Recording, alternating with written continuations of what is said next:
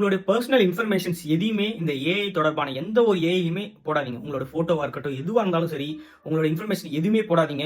ஏன்னு நான் சொல்றேன், மறக்காம சப்ஸ்கிரைப் பட்டன் தட்டிக்கோங்க. இந்த அளவுக்கு நம்மளுடைய மொபைல் போன்ல இருக்கு இப்போ வந்து ஏஐ சாட் ஜிபிடியா இருக்கட்டும், ஜெமினி ஏஐ இருக்கட்டும், ஒவ்வொரு டேட்டாவையும் அது சேவ் பண்ணி வச்சிருக்கு அதோட மெமரியில. அப்படின்றத நான் இன்னைக்கு எப்படின்னா எனக்கு ஒரு மாதிரி ஆயிடுச்சு. ஏன்னா நான் லைக் படம் பார்த்திருந்தேன் நேற்று. ஓகேங்களா, பார்த்துட்டு இப்போ நான் வந்து அடிக்கடி குரூப் எக்ஸாம்ஸ்க்குலாம் நான் எழுதிட்டு இருக்கேன். அதுக்காக இப்போ டெஸ்ட் பேட்ச் போட்டு படிச்சுட்டு இருந்தேன்.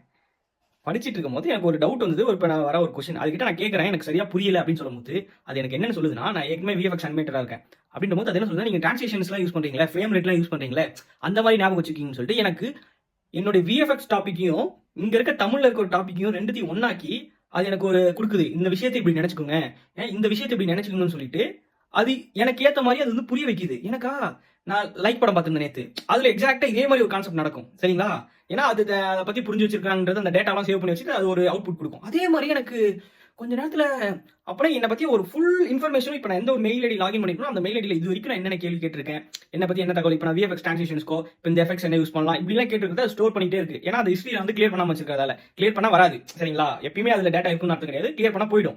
நான் அப்படியே ஹோல்ட் பண்ணி வச்சிருக்கேன், டக்கு டக்குன்னு ஈஸியா இருக்கும் அப்படின்னு. அது என்ன பண்ணிருச்சுன்னா, இப்போ நான் அந்த டாபிக்கு சம்மந்தம் இல்லாத ஒரு டாபிக்கு நான் கேள்வி கேட்கிறேன், அதுவே ஆட்டோமேட்டிக்கா உள்ள வந்து இது சொல்லுது, எனக்கு வந்து இது புரியல, இந்த வார்த்தைகள் வந்து எனக்கு சரியா தெரிய மாட்டேதுன்ற போது அது எடுத்துக்காட்டோட சொல்லி இதை நீங்க இப்படி ஞாபகம் வச்சுக்கோங்க, ஃப்ரேம் ரேட்டிங் யூஸ் பண்ணுது, எல்லாத்தையும் யூஸ் பண்ணி ஓகே எல்லாம் நல்லா தான் போயிட்டு இருக்குன்னு சொல்லிட்டு நான் அதுக்கிட்ட எனக்கு டவுட் தமிழ்ல கிளியர் பண்ணிட்டே வரேன். அது டக்குன்னு என்ன பண்ணிச்சுன்னா, எனக்காக ஒரு வெப்சைட் மாதிரி ஒன்று வந்து கிரியேட் பண்ணிச்சு, ஒரு குயிஸ் ரெடி பண்ணிருக்கு. குயிஸ் ரெடி பண்ணிட்டு அதுல எல்லா கொஸ்டின்ஸ் இருந்து நீங்க எதுவும் கரெக்டாக ஆன்சர் பண்ணுன்னு சொல்லிச்சு.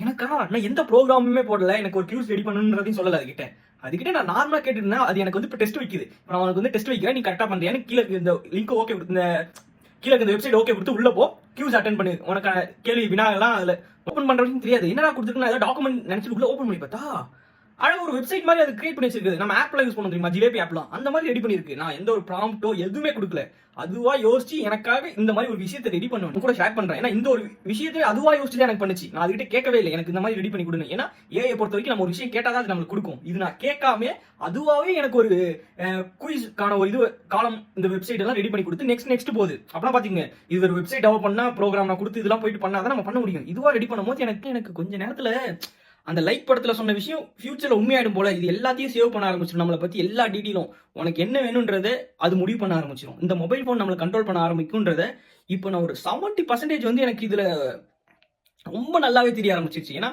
நான் எவ்வளவு ஹியூமன் மாதிரி பேசுதோன்னு எனக்கு தோண ஆரம்பிச்சிச்சு திடீர்னு. இப்போ அது ஏஐ நான் ப்ரோக்ராம் பண்ணியிருப்பாங்க தெரியும், ஆனால் இப்போ அது என்ன பண்ணிருச்சுன்னா என் ஃபுல் டேட்டாவை எடுத்து வச்சுக்கிட்டு எனக்கான சரியான ரிப்ளை பண்ணுது. இது சரியா இருக்கிற வரைக்கும் ஓகே, இது எப்போ ராங் ஆகுது அதுவா தன்னால யோசிக்க ஆரம்பிச்சிருச்சுன்னா தான் நமக்கு பெரிய பிரச்சனை இருக்கு.